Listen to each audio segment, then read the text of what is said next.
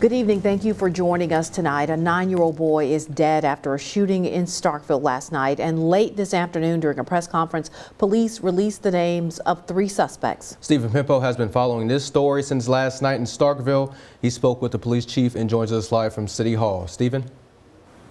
Andrea Winston, I'm live here outside City Hall, and Police Chief Mark Ballard announced that they are looking for these 3 suspects in connection with the shooting that left 9-year-old Lesang Kemp Jr. dead. The chief says all 3 are already wanted on aggravated assault charges, and they expect to add murder within the next few days.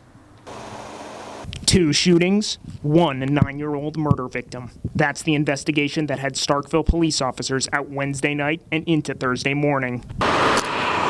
Starkville Police Chief Mark Ballard says the gunfire erupted at the corner of Hiwassee and Carver Drives at around 8 p.m. when someone started shooting at a car. That vehicle was able to evade the suspects through the Peoples Street, Brooksville Gardens area where additional gunfire took place. To be clear, these are both the victim as well as the suspects were in vehicles rolling, traveling, shooting. Officers were later called to OCH Regional Medical Center at 8:31 p.m. for a report of a gunshot victim, who the Oktibbeha County coroner has identified as 9-year-old Lesang Kemp Jr.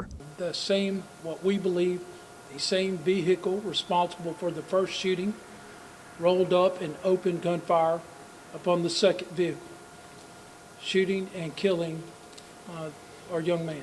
SPD says Kemp was shot on Santa Anita Drive and died from his injuries at the hospital. Investigators say the 9-year-old was shot inside a car connected to the intended target of the shooting near the Brookville Garden Apartments. Chief Ballard identified the suspects as Baron B-Man Hubbard, Tabarian Tay Fisher, and Delvian Des Lindsay. We do believe that this is the individuals involved in last night's tragic events were also involved, if you recall, almost a year ago with a double homicide where 2 opposite entities had met and shot and killed each other. And we think that this is directly related. As the investigation continues, the chief says their hearts go out to Kemp's family. Ridiculous arguments that have resulted in the loss of a young man who had nothing to do with it, by the way.